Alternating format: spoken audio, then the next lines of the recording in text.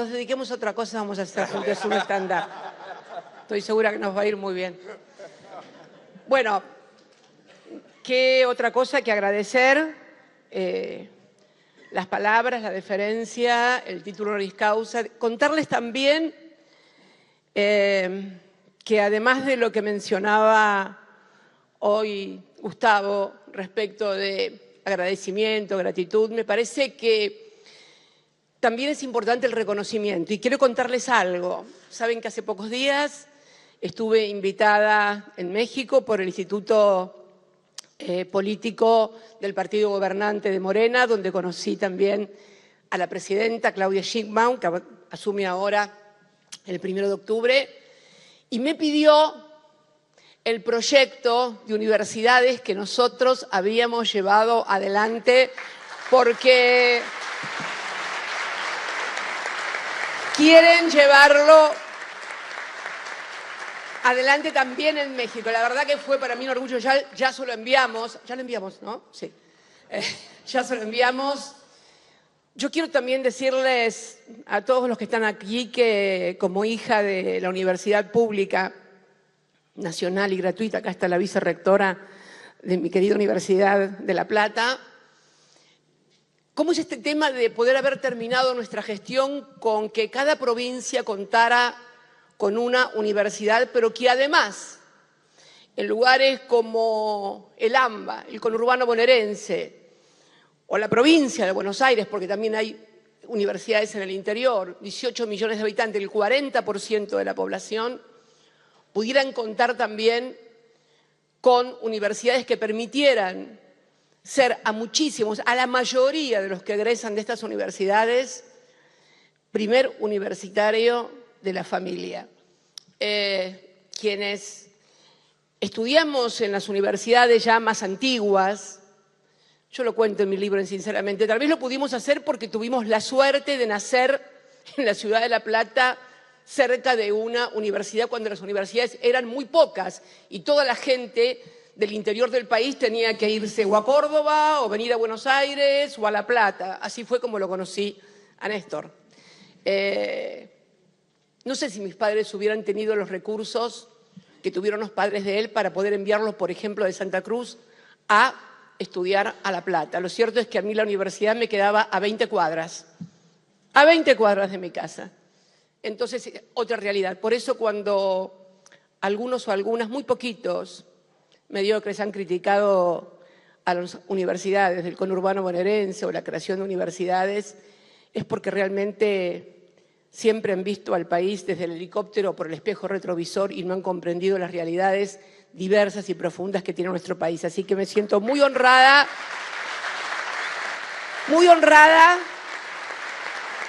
de este honoris causa. Y sí, además también quiero mandar un saludo a los senadores y senadoras que anoche sancionaron, le dieron sanción a la Ley de Financiamiento Educativo.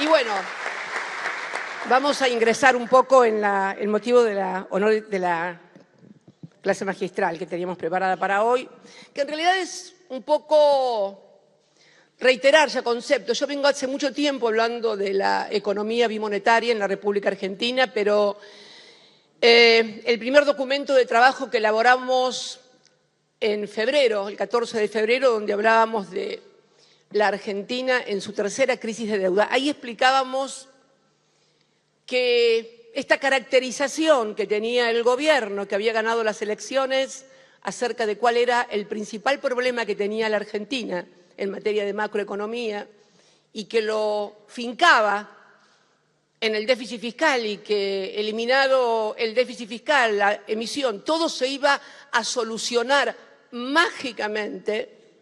Bueno, ya lo sabíamos de mucho antes, porque lo sabemos no solamente no de la teoría, porque esta es otra cuestión también que es necesario comenzar a poner sobre la mesa, ¿no? La formación teórica requiere, cuando se gestiona la Argentina, conocimiento empírico de lo que es Argentina y de lo que es su realidad. Por eso creo que allá por febrero ya advertíamos que ese no era el problema, que el problema era la economía bimonetaria, la escasez de dólares y que cuando además la Argentina está endeudada en dólares, como está endeudada desde la gestión fundamentalmente del macrismo y el retorno del Fondo Monetario Internacional, todo esto se iba a agravar, independientemente de que no significa que uno tenga como bandera el déficit fiscal o piense que es lo mejor que le puede pasar a un país. No, no es lo mejor que le puede pasar a un país.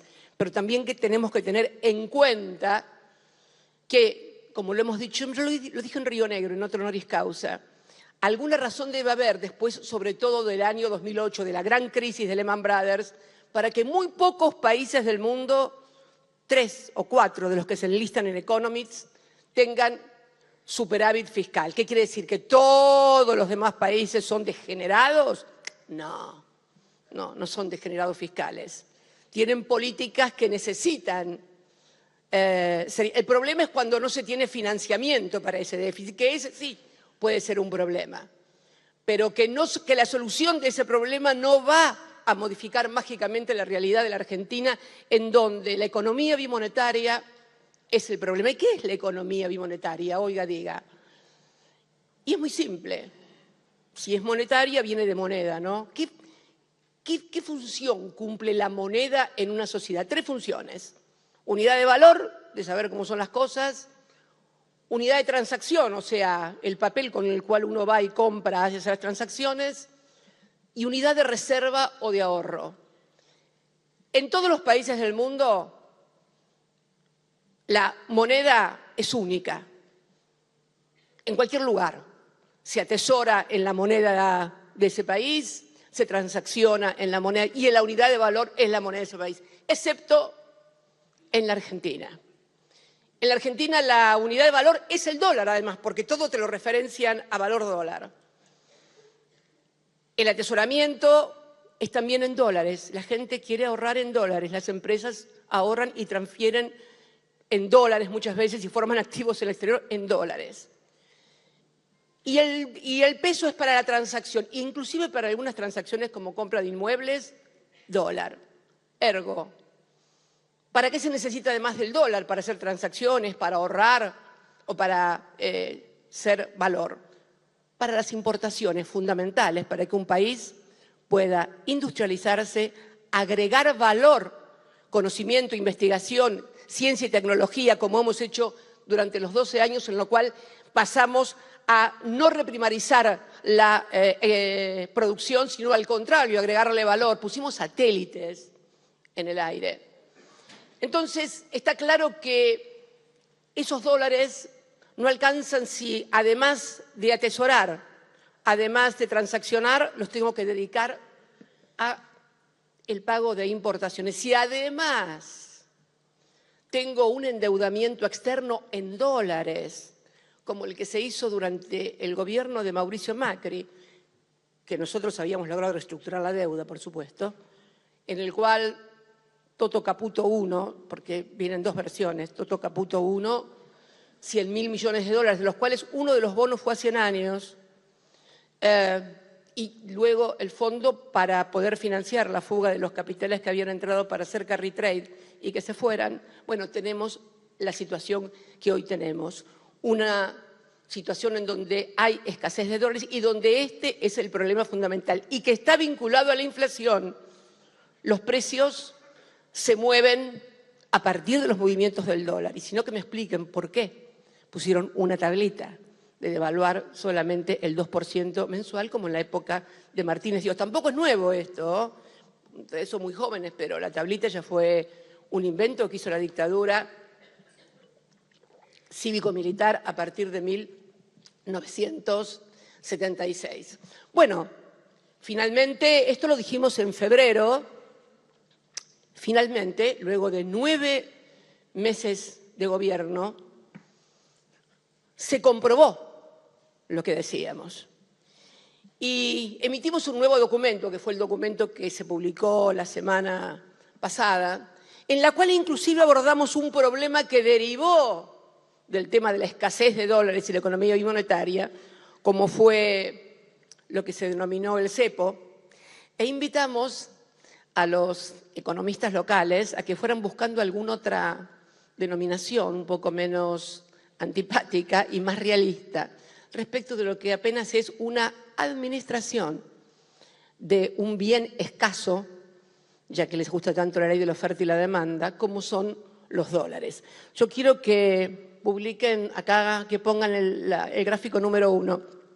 Ahí en el gráfico número 1 vemos el momento en que se decide administrar la adquisición de dólares en el mercado único libre de cambio. Fue año 2011. Era segundo mandato, primer mandato mío, segundo mandato de nuestro espacio político, y habíamos llegado a 52.000 millones de dólares. Después el presidente, en la crítica que me hizo, de la cual voy a hablar dentro de un ratito, en Mendoza, me dice, llegó con 52.000... No.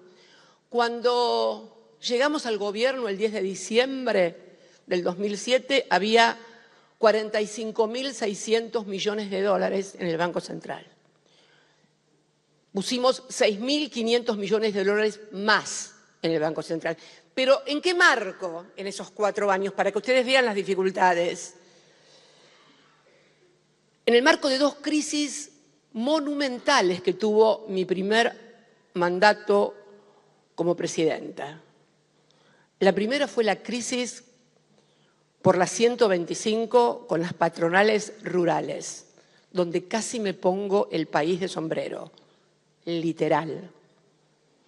Yo no sé si ustedes recuerdan, a mí siempre me hizo recordar esos 4 meses, porque fueron desde los primeros meses de marzo hasta el 17 de julio, en que mi vicepresidente vota. Después hablan de algunas vicepresidentas. Dios mío, yo una pinturita.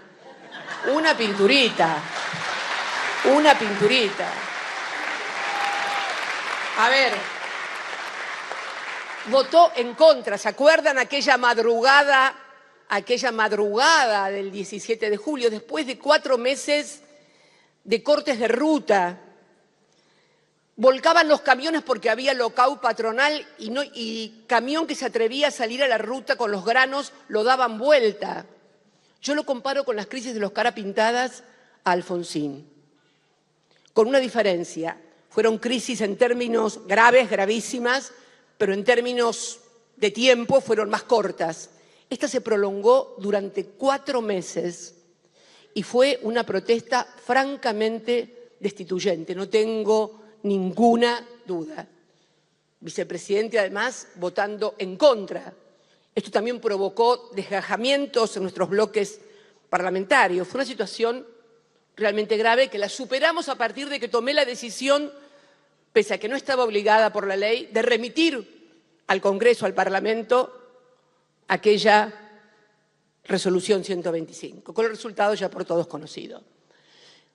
Pero ¿cuál fue la segunda crisis? A los meses, yo creo que habían pasado 2, 3 meses, 3, 4 meses, septiembre, ya no tuvimos un problema en el país, tuvimos un problema en el mundo.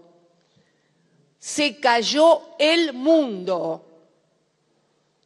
Crisis de Lehman Brothers, tasa subprime, una crisis que solamente tiene como antecedente la depresión del año 30, la gran crisis del 30, del gran crack del 30. La pudimos superar también. Ese año 2008 también crecimos y completamos un ciclo del 2003 al 2008 de superávit fiscal con crecimiento e inclusión social, que esa es la virtud, porque que se mueran todos de hambre y a vos te sobre la plata es fantástico, pero la gracia está en que la gente coma y vos puedas administrar el Estado también. ¿No? Esto, así, no pagando deudas, ahogando a provincias, no haciendo obra pública, no comprando vacunas, no haciendo escuelas ni hospitales, así cualquiera.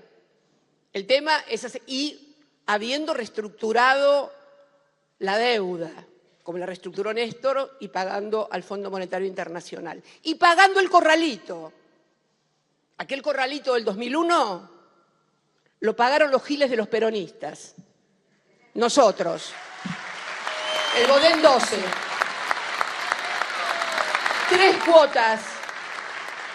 3 cuotas pagó Néstor Kirchner y las otras 5 las pagó nuestra administración, mi administración, siendo la última en el 2012. De esto se trata gobernar. Cuando yo le digo al presidente, no es solamente la macroeconomía, es gobernar un país. Y gobernar un país es esto.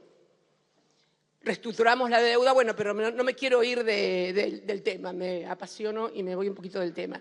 ¿Cómo estábamos? No, poné de vuelta el coso, no, el gráfico, por favor. Ahí estábamos. Fíjense, 52.000 en agosto. ¿Por qué agosto? Porque en agosto fueron las PASO.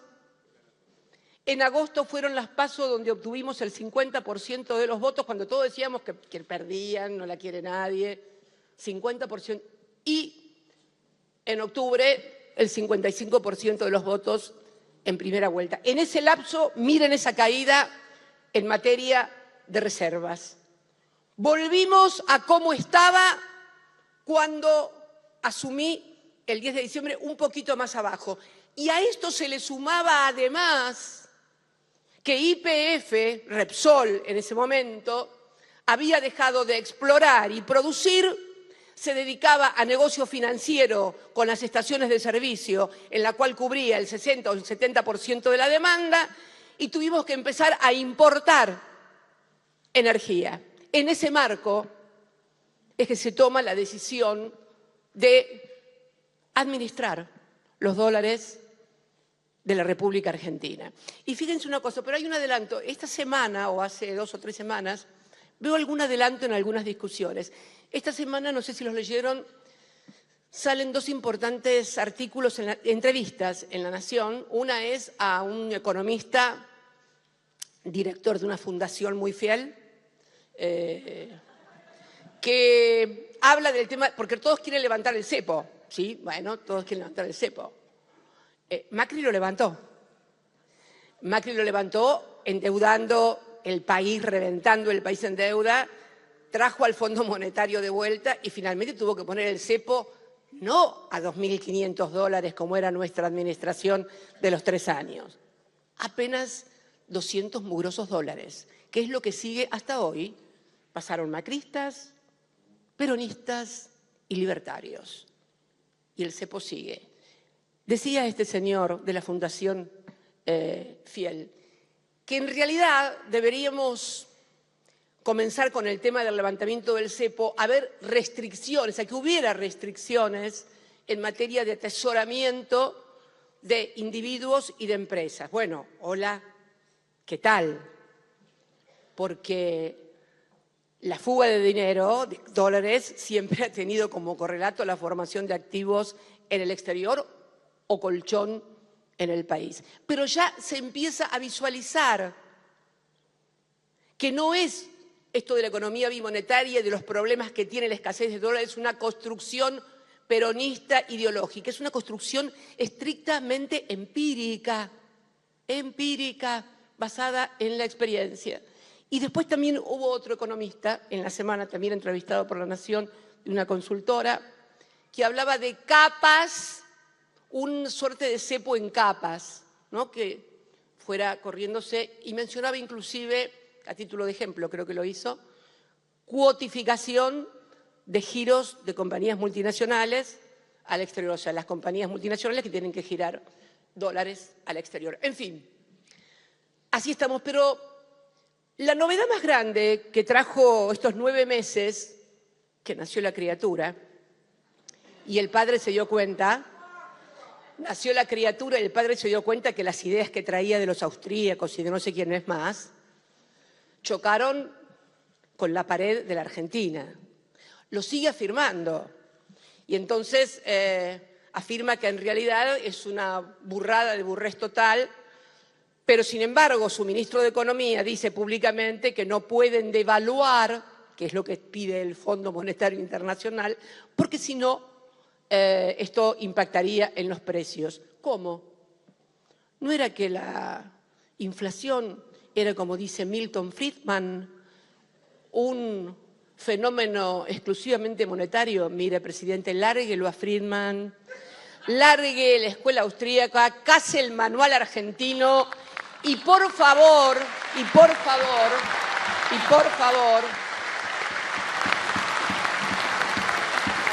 siéntese a administrar el país. Le reconozco una cosa, una de cal y una de arena les voy a dar. Ha conseguido que lo saquen a este señor Valdés, que parece ser que no era muy amigo de la Argentina. Yo reconozco también las cosas que se logran. Me hubiera gustado por ahí que ese empeño lo hubieran tenido otros. Punto, déjenlo ahí. No voy a avanzar más sobre el tema. Pero también sería bueno que advierta que no se trata de lograr, como se está rumoreando, que le habiliten el tramo de préstamo que le habían otorgado a Macri de 12.000 millones de dólares que no usamos para pagar deuda, porque estaríamos en lo mismo. Yo aprovecharía ese ímpetu que tiene, para ver si puede lograr tener un esquema de vencimientos que sean compatibles con la capacidad de pago del país. No pagar, nadie está hablando de no pagar, y además también reclamar la eliminación de las sobretasas, porque en definitiva deciden ellos prestarnos una cosa por afuera del reglamento y castigan nada más a la Argentina por haber hecho algo por fuera del reglamento. Esto es lo que está pasando.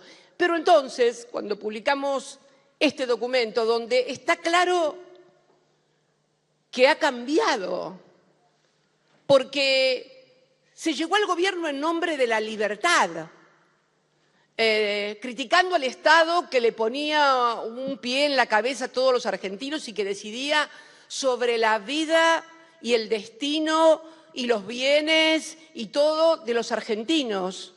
Y a 9 meses de los 4 precios fundamentales que tiene la economía, esto es el precio del dólar, tipo de cambio, el precio del dinero, tasa de interés de referencia del Banco Central, el precio del trabajo, que son los salarios, y el precio de los bienes y servicios están totalmente intervenidos y controlados por el Poder Ejecutivo, porque también liberar precios y desregular es también tomar una decisión e intervenir en favor de determinados sectores de la economía. Entonces tenemos, por un lado,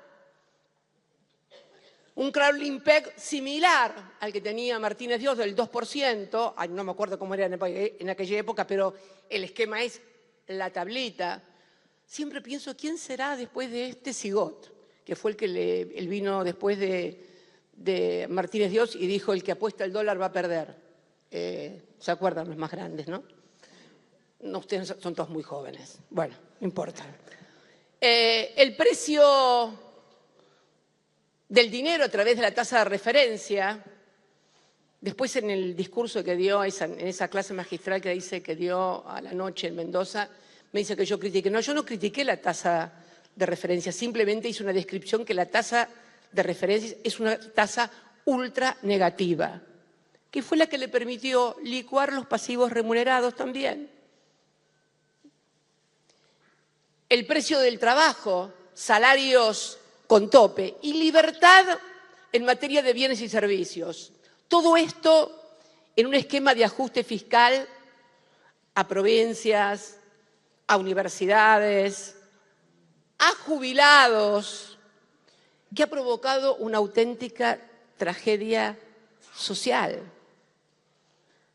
La vemos en nuestros jubilados, la vemos en el precio de los remedios, en que declaran de remedios libres que antes eran gratuitos entregados por el PAMI, en la falta de compra de vacunas, en salarios totalmente deprimidos, en pérdida del poder adquisitivo. Todo este combo y este manejo de los 4 precios de la economía nos han llevado a ser el país más caro en dólares de toda pero además, en un universo donde todos los países de la región están creciendo y nosotros vamos para atrás.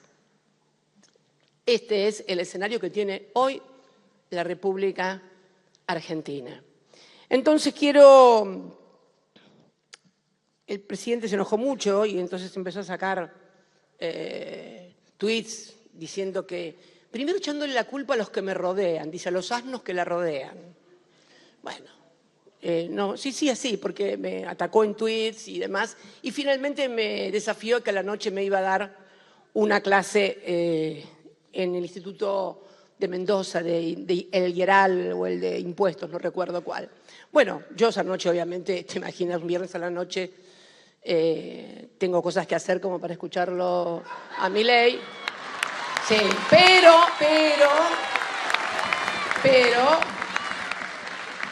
yo soy muy responsable y aparte soy estudiosa, soy muy ñoña. A mí me gusta mucho estudiar, buscar la vueltita, qué dijo, qué no dijo. Así que el domingo por la tarde, mientras hacía actividad física, escuché su charla. Debo hablar de algunos gestos que tuvo en la charla esa también, ¿no? Sí, claro.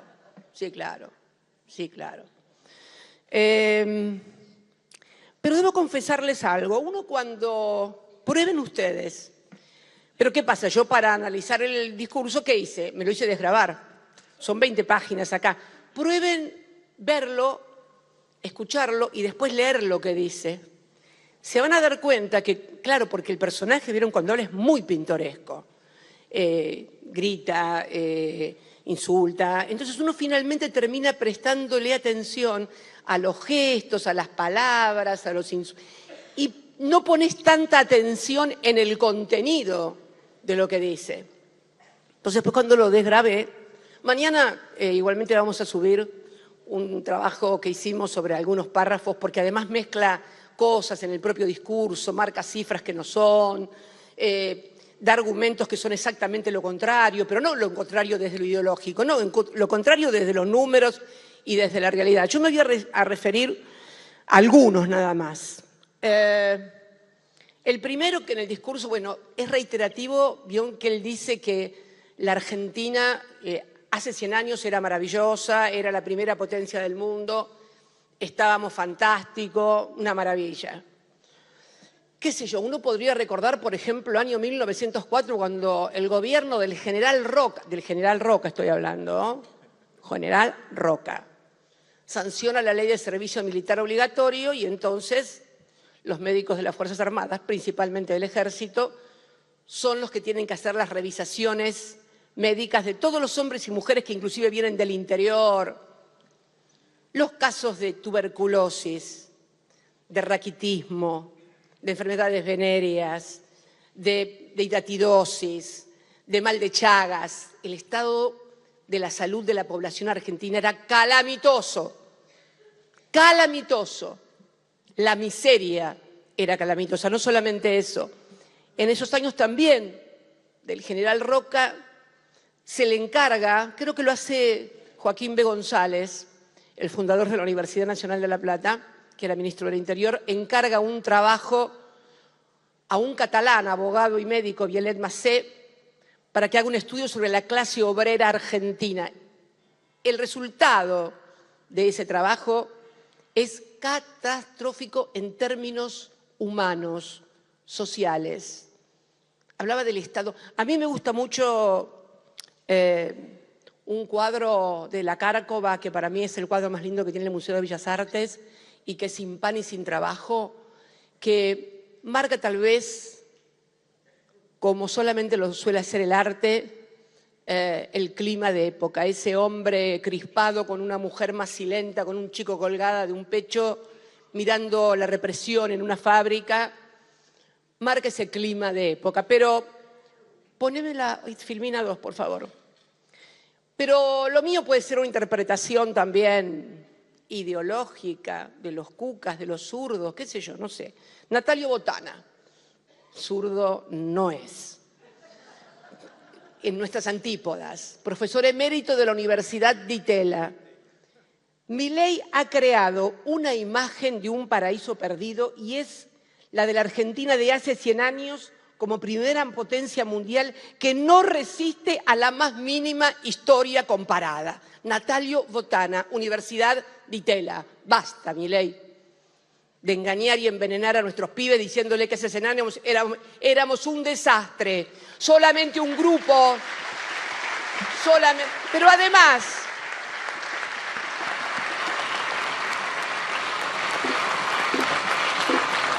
si estábamos tan bien, ¿por qué te crees que vino el peronismo, hermano? ¿Por qué te crees que vino el peronismo, hermano? A ver si los gorilas en este país se avivan un poco alguna vez. No pasó en Estados Unidos, que finalmente tuvieron la suerte de que ganaran los industrialistas, los que querían un país de valor agregado, de obreros que tuvieran plata más tarde con Henry Ford para poder comprar los autos que Henry Ford hacía. No tuvimos esa suerte nosotros. Y ese modelo agroexportador que él levanta, que en realidad ya estaba finiquitado a fines del siglo XIX, y que Inglaterra, en el año 30, cuando convoca la Conferencia Imperial de Ottawa, le pone el certificado de defunción cuando decide que todos los productos de sus territorios que estaban iban a tener un tratamiento y precio privilegiado frente a lo de los argentinos, lo que culmina finalmente en ese pacto de entregas que se llama sobre las carnes argentinas, denunciado por Lisandro de la Torre, un gran patriota, el pacto Roca-Russman. Así que estos solamente saben cómo siento a veces estas cosas, como un fracaso de la educación argentina. Yo siento que si la educación argentina hubiera podido llegar a todos los rincones, en historia, en formación, estas cosas no nos estarían pasando. No podría venir un lunático a decirnos cosas que no sucedieron, a decirnos cosas que no sucedieron, que son mentira y que no existen realmente. Hablando de números también, bueno, y esto es muy importante, él dice en una parte, cuando empieza, hace un cálculo, porque vieron que suma, multiplica, llega a la inflación de 17.000%, pero hay una cosa muy curiosa, porque él, para invalidar el modelo de sustitución de importaciones industrialista, dice que, y del Banco Central, dice que a partir del Banco Central la inflación por año promedio hasta la actualidad fue del 240%. Y sigue hablando, poneme por favor la filmina número 3. Miren, ahí está la inflación acumulada anual del 43, no la hicimos del 35, que es cuando se funda el Banco Central, hasta la actualidad. Ustedes ven lo que es el promedio del 43 al 76 es del 38,7% anual. En la dictadura militar, cívico-militar de 1976 a 1983 es 179,4%. Entre el 84 y el 91, con las dos hiperinflaciones de Alfonsín, más la de Menem, la primera de Menem antes de la convertibilidad, ese periodo fue de 844%. Pero lo importante de ese gráfico es demostrar dónde estalla verdaderamente el problema de la Argentina, dónde la montaña de la inflación sube. Ese era el periodo de la dictadura cívico-militar, donde se instala en el país un modelo de acumulación, un patrón de acumulación absolutamente diferente al que teníamos hasta ese momento, porque se instala un patrón de acumulación de valorización financiera que no se dio solamente en la Argentina, bueno es decirlo también, se dio en el mundo, pero que en la Argentina, como siempre, es la hipérbole. Siempre es la hipérbole. Lo que en otras partes acá es exponencial. Y ahí está claro que en realidad, y es más, si ustedes ven en el año 52, cuando Perón tiene el problema de la sequía, que hace un plan de ajuste y la baja la inflación, tenemos que lo más altito también se da en el 58 y en el 59, donde el gobierno del desarrollismo de Arturo Frondizi. Esta es la verdad de la milanesa. Los números son claros. ¿Qué hace él? Dice, suba todo, divide por eso y dice, cada uno... Es como la famosa estadística de hay 10 pollos y hay 10 argentinos. Cada argentino come un pollo. No, hermano, hay uno que se come 5 o uno que se come 10 y el resto mira la ñata contra el vidrio. No nos quieran meter el perro con los números.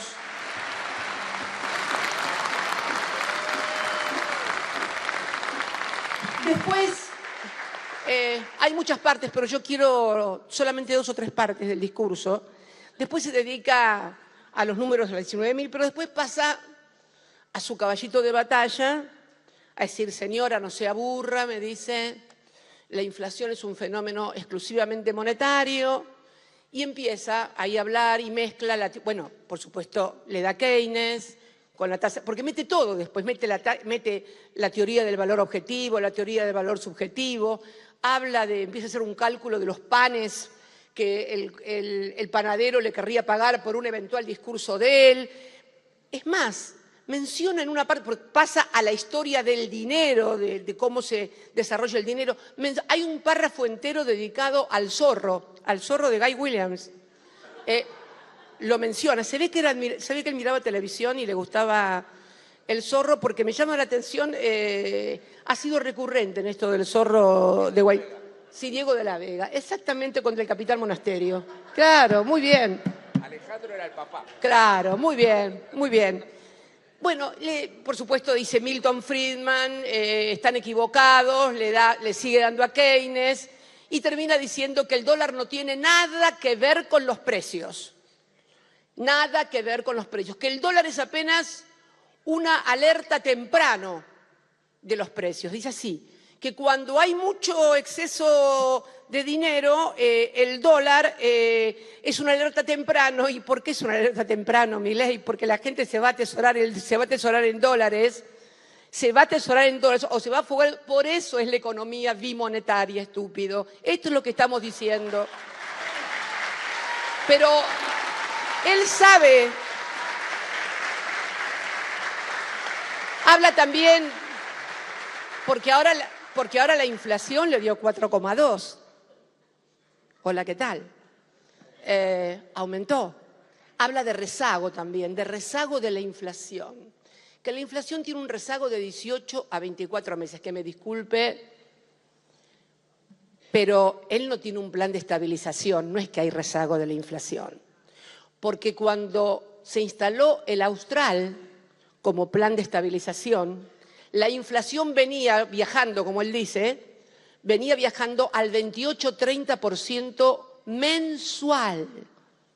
Junio, los meses anteriores a junio del año 85, donde se lanza el Plan Austral, y al mes siguiente de que se lanza el Plan Austral, la inflación cae al 5 o 6%. ¿De qué rezago me estás...? Y duró hasta que finalmente fracasó. Fracasó el plan de estabilización, que fue lo que pasó también con la convertibilidad, ¿no? Bueno, después sigue hablando, pero hay una cosa maravillosa que en un momento dado también nos critica del documento que publicamos la semana pasada, el tema de la deuda. ¿Y para qué, cómo y qué, desde cuándo tenemos que tener dólares en el Banco Central para pagar la deuda? ¿No? Mira vos. Y ahí hace un giro y dice, pero yo no tengo nada que ver con la deuda. ¿De dónde salió la deuda? Y nos quiere echar la culpa a nosotros. ¿Nació de un repollo? No, señor. No nació de un repollo, y usted lo sabe. Poneme el audio, por favor, de Milei. Dale, el video. Acá hubo un desastre monetario, ¿sí? Que fue el 28 de diciembre. Se lo trató de arreglar como pudo, se terminó en el Fondo Monetario Internacional.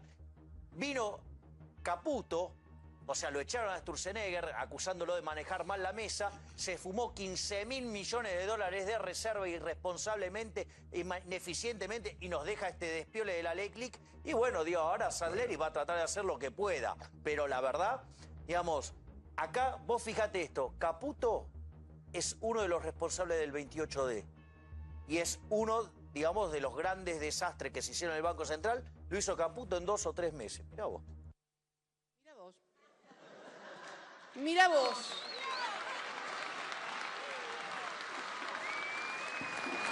Decía, me acuerdo, con los mismos de siempre no puedes tener algo diferente. Bueno, pero parece ser que ahora Caputo ha pasado a ser el mejor ministro de la historia. El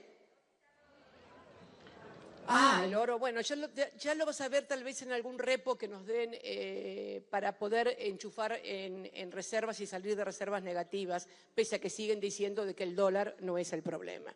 Bien, pero yo quiero entrar en un tema especial porque él, y esto sí es muy especial, él en el discurso habla y dice, pero también predijeron que íbamos a tener una catástrofe social. Catástrofe que no la tuvimos. ¿Por qué? Y ahí, él dice que no hay catástrofe social. Y ahí menciona el aumento de la AUH, que es lo que charlaba con algunos compañeros hoy de los sindicatos y de los rectores cuando estábamos antes de ingresar acá. ¿Podés poner el video? Eso es. Hoy, primero vamos a dar una explicación muy clara de cómo pensamos, porque una de las causas por las cuales me dieron el honoris causa fue por la AUH. La AUH es una política social de carácter universal que creamos allá por el 2009, que no es original nuestra. Había otros legisladores que habían presentado el proyecto con un pequeño detalle. No nos habían dicho de dónde íbamos a sacar los recursos. Lo pudimos hacer cuando recuperamos la administración de los fondos de las AFJP. ¿Cuál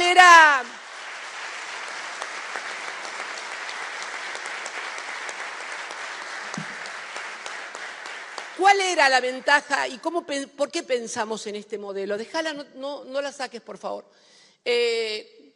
Porque era necesario crear una política universal, social, que no colisionara con la política de empleo. ¿Qué quiere decir esto?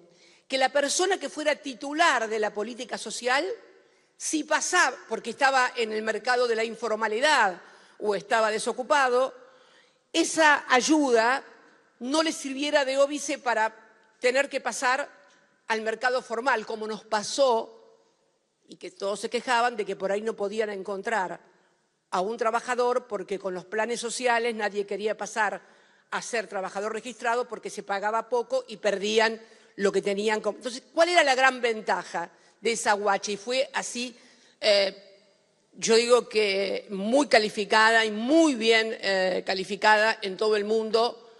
No colisionaba con la política de empleo, iba apareada. O sea, si una persona que cobraba AUH pasaba al mundo registrado, seguía cobrando la misma suma bajo la forma de asignación familiar que también paga la ANSES.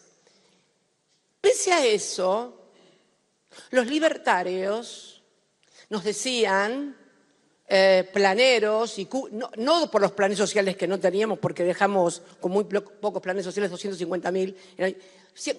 Los cucas son todos planeros. Es más, alguien dijo, la AUH se va por la canaleta de la droga hace unos cuantos años, si mal no recuerdo. O sea, también objetaban la AUH pese a ser una política absolutamente inclusiva y absolutamente complementaria de la política de empleo.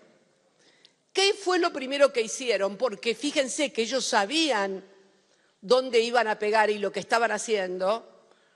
Desengancharon la AUH ponerlo de vuelta, de la asignación familiar.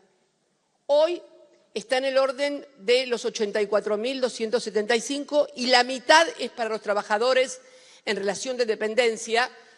Me refiero a aquellos que van del primer tramo, que son 658.000 pesos, a 958.000, que son los que cobran. También hay más o menos 800.000 trabajadores en ese tramo, después va disminuyendo la asignación.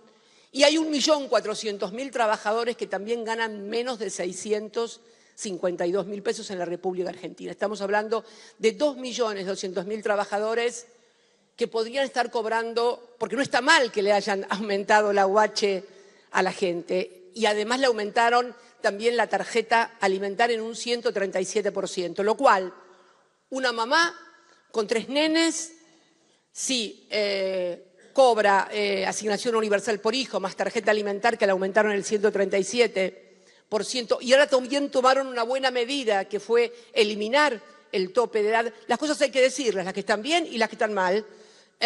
Y además, si tiene un potencial trabajo que quedó congelado en 80.000 pesos, no son muchos porque quedó creo que 1.200.000, 1.300.000 personas, está teniendo en mano, sin salir de su casa, 450.000, 440.000 pesos, que evidentemente tampoco alcanza, pero que es mejor absolutamente que nada. Pero ¿qué pasó con los trabajadores en relación de dependencia? Los que decían que nosotros éramos planeros y que perjudicábamos a los trabajadores en dependencia. ¿Cuál es la tarea que tiene la CGT ahora para mí? Pedir inmediatamente y exigir que los trabajadores en relación de dependencia del primer tramo cobren también igualmente que los trabajadores informales de la UH. Esta es la primera tarea. Esta es la primera tarea. Mi ley dice, fíjense ustedes que tuvo una variación del 308% para el sector informal. 308%. En términos reales, 102%, mientras que los trabajadores en relación de dependencia, tengamos en cuenta que un trabajador en relación de dependencia tiene que salir de su casa, viajar, tomar micro, etcétera, etcétera, etcétera. Bien. Dice, cubre el 99% de la canasta alimentaria. No, señor.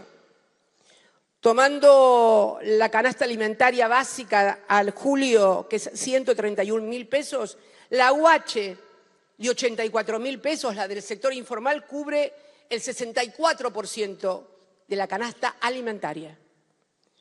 Y para el trabajador en relación de dependencia, solamente el 32%. Y de la básica total, para la de 84.000, el 28,9% de la canasta básica total y solamente el 14%. ¿Por qué es importante actualizarle también a los trabajadores en relación de dependencia del primer tramo esto? Porque realmente la asignación familiar o la asignación universal por hijo es muy distributiva, porque es por niño, es por hijo, es una de las políticas más distributivas y por eso creo que, bueno, que eso esperemos que pueda ser planteado por la CGT, que no sea un movimiento táctico, después que dejemos los movimientos tácticos y vayamos realmente por... ¿Y por qué digo esto de la CGT?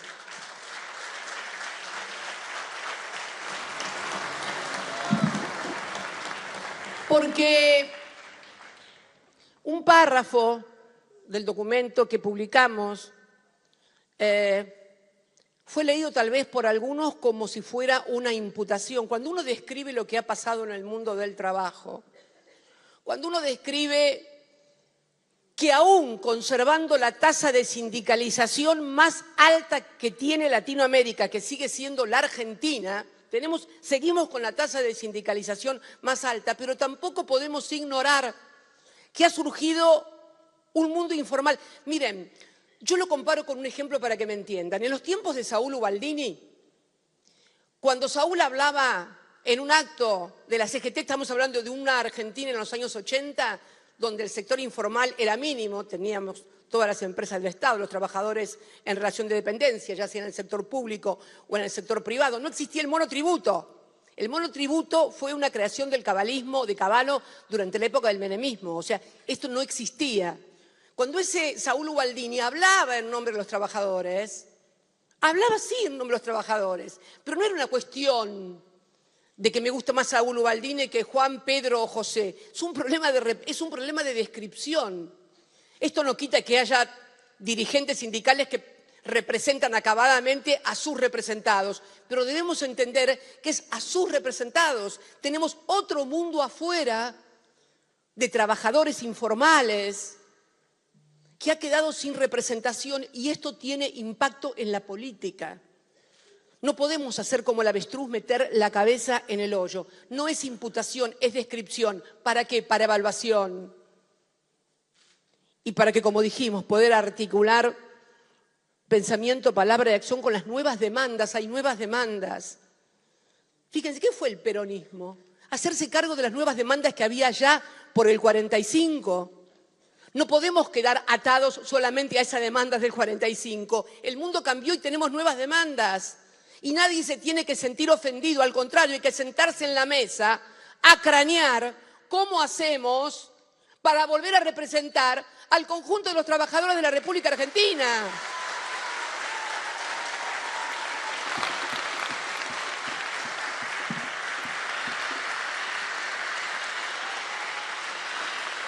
Pero,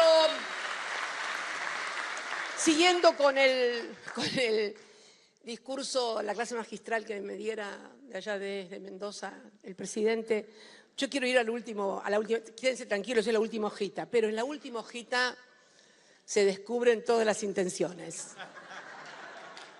Fíjense. Y también las irrealidades. En un momento dado, dice, es decir, uno avanza por objetivos al punto tal que estos logros dependen de las decisiones de los individuos, por lo tanto, es endógeno. Acuérdense de esta palabra, endógena.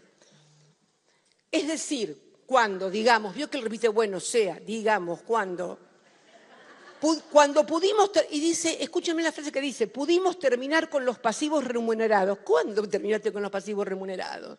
Los pasivos remunerados, que eran los que tenía el Banco Central, el famoso déficit cuasi fiscal, no terminó nada. Es cierto que los licuó en gran parte con la tasa de referencia de interés negativo, pero están.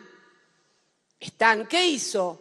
Los pasó del central al tesoro. ¿Qué significa? Que los depósitos en los bancos perdieron la garantía privilegiada, que significa tener como acreedor al Banco Central, y pasaron a tener una garantía quirografaria, los abogados me van a entender, lisa, llana, común, que es la del tesoro, un tesoro que está totalmente endeudado. Entonces él dice, limpiamos, y esto tiene que ver con lo que viene después, limpiamos el balance del Banco Central. Claro, se lo mandaste todo al tesoro, a no ser que él tenga en la cabeza en algún momento que eso no se pague y que ahora con el sistema financiero. Descarto que no debe ser así. Bien, y sigue, y entonces, pero inmediatamente que dice que se eliminó los pasivos, pasa a hablar de que quiere buscar la inflación cero y cómo lo va a lograr. Y alguien dice, esto es importante, la economía ha empezado a crecer. Eso lo dice. Primero, vean esto porque es muy importante. La actividad económica, pese a lo que les decían, se está recuperando y se está recuperando de manera muy interesante.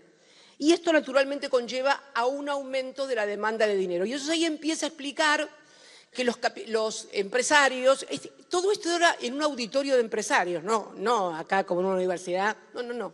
Esto era un auditorio, exacto, un auditorio de empresarios. Bien, entonces él dice, ¿qué pasa? Como está creciendo la economía, los empresarios van a empezar a demandar working capital, capital de trabajo. Habla porque pone ejemplos, dice frases enrevesadas en el medio para que todo el mundo piense que sabe un montón. Y surte, no. Surte efecto, ojo, surte efecto. Antes de venir para acá, estaba mirando antes de venir para acá, estaba mirando ese 5N, ¿viste que andan todos entrevistando en la calle? ¿Qué opina? Y había una que opinaba a favor y dijo, porque es loco pero sabe. Pero está el registro de la televisión. Pobre mujer cuando se entere que además no sabe. Pobre mujer cuando se entere que además no sabe.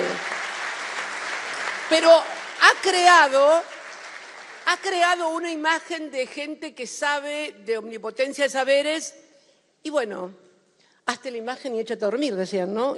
Hazte la fama y échate a dormir. Así dicen, son sabios los refranes. Y sigue, entonces dice, ¿qué pasa cuando los empresarios empiecen a pedir working capital, capital de trabajo? Van a empezar a desarmar las posiciones los bancos de los pasivos remunerados porque van a tener que darle caja a los empresarios producto de la actividad económica. Bien, y yo voy a seguir sin emitir. Pero entonces dice, ¿cuál es el gran riesgo? Nosotros hemos dejado constante la oferta de dinero y la demanda de dinero está creciendo. Obviamente van a tener menos inflación. Bien, por la teoría monetarista de la inflación. Y a continuación dice, una vez que llegamos a ese punto, y esto es impresionante, porque se dan cuenta, él se va contestando él mismo, dice, ¿cuál es ahora el problema? Que la base monetaria coincidió con la amplia. Entonces, ¿qué puede pasar? Dice, la demanda de dinero puede seguir creciendo y la oferta de pesos no crece más, correcto, no vas a emitir emisión cero. En ese caso, el riesgo, ¿cuál es? Y dice, el riesgo es que haya deflación. La gente dice, ¿deflación? Bueno, si no habrá inflación, qué bueno. Yo les recuerdo a todos que en el año 1999, 2000 y 2001 en la Argentina hubo deflación.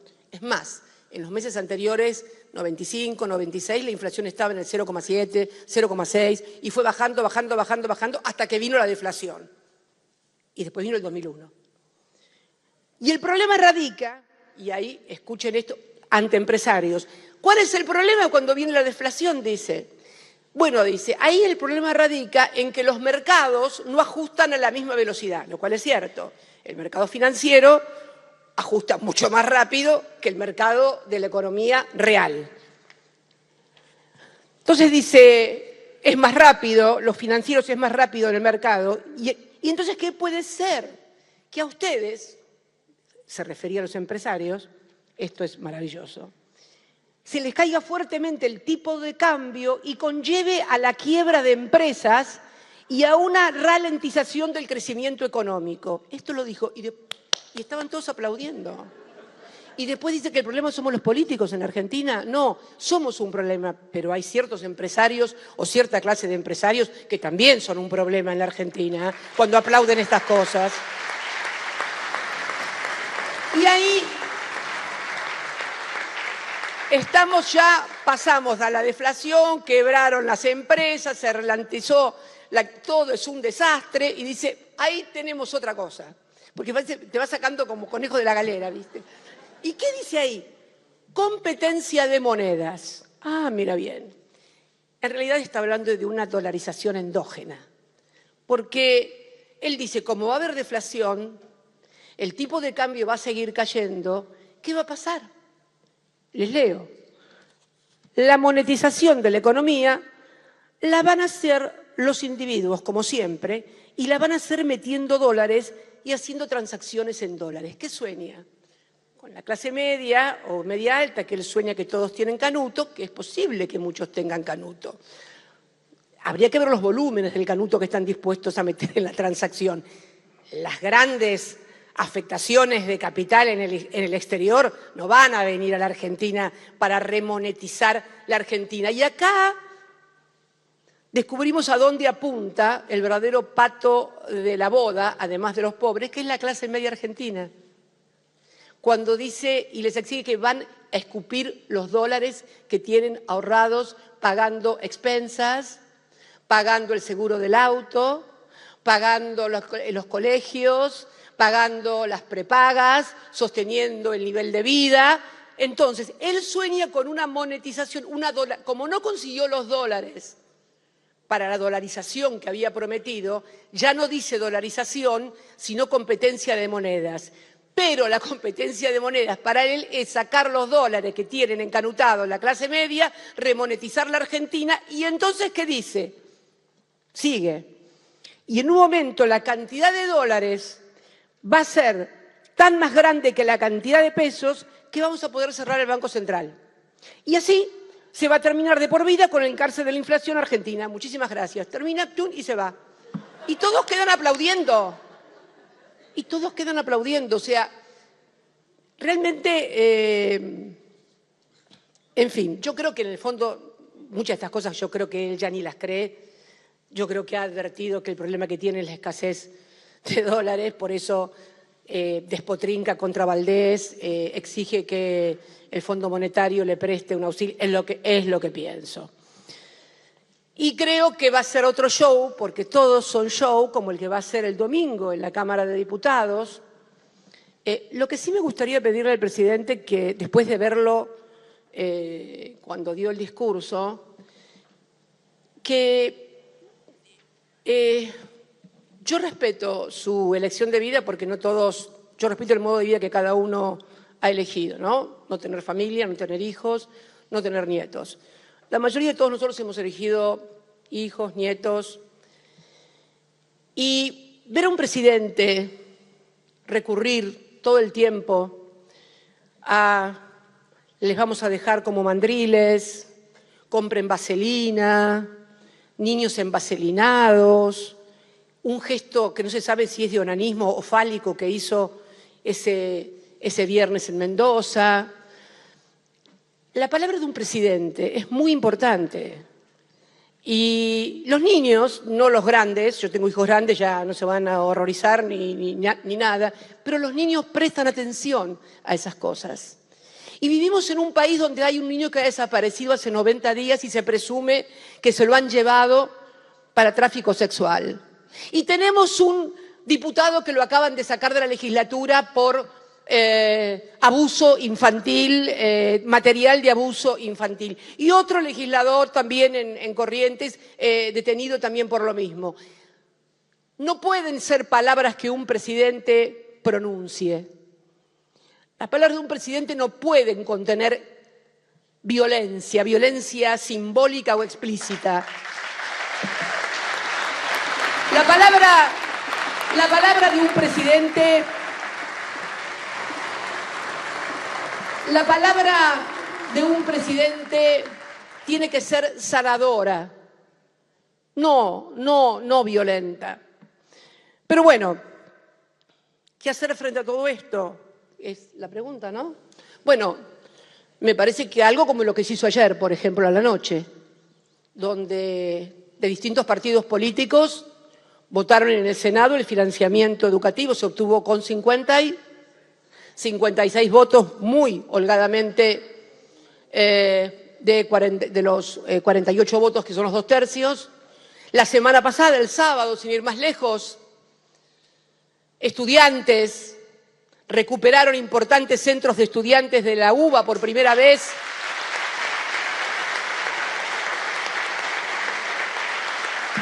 Vaya mi felicitación a los compañeros y compañeras, sobre todo haber logrado un triunfo en la FADU, la Facultad de Arquitectura. El último peronista que hubo ahí fue en el 73. Sí, el último peronista fue en el 73, con azul y blanca. Después, nunca más. Fueron triunfos importantes, son construcciones importantes. 4 presidentas mujeres, además. Me gusta mucho Tiempo de Mujeres. Mucho. Eso también. Ustedes me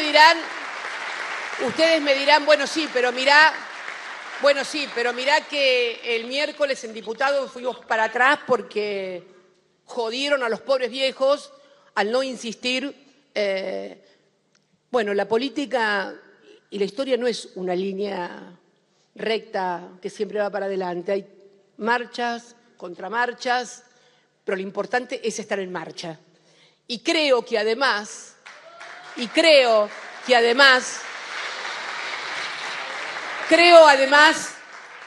que también, pese a que tuvo un triunfo, yo digo que es un triunfo pírrico, a Néstor le gustaba mucho esa frase, no sé si te acordás, Oscar, Néstor siempre decía triunfo pírrico, decía pírrico. Y cierto, fue un triunfo pírrico, porque esos 5 radicales que se dieron vuelta claramente porque les compraron el voto, lisa, llana y literalmente, pegaron a Milei con la casta también. Pegaron a Milei, de la casta que él hablaba, es la casta con la cual pudo joder a los jubilados. Esta es la verdad de la milanesa. Ni que hablar de lo que nos tocó ver ayer de esa nena gaseada. Yo en el documento de la semana pasada hablábamos de que, como siempre en la Argentina, a todo proceso de ajuste le sobrevienen palos. Y mencionaba el caso de los jubilados gaseados y apaleados. Ayer tuvimos que ver 2 cosas. Una nena, antes de ayer, una nena gaseada y un gobierno mintiendo. pero mintiendo descaradamente los diálogos que se dieron entre los periodistas que habían el día anterior receptado la fake news de que había sido alguien de los derechos humanos la que había agredido a la nena, es de antología. A mí particularmente, conociendo a la protagonista, como ya lo dije en el juicio, no me extraña absolutamente nada de ella, pero sí, absolutamente, siempre operaron así, pero ahora ya es cada vez más explícito, porque cada vez es más aguda la situación y cuando se pone más aguda la situación, más se van cayendo las máscaras y los disfraces, porque se disfrazaron de una cosa que no están haciendo y que no son.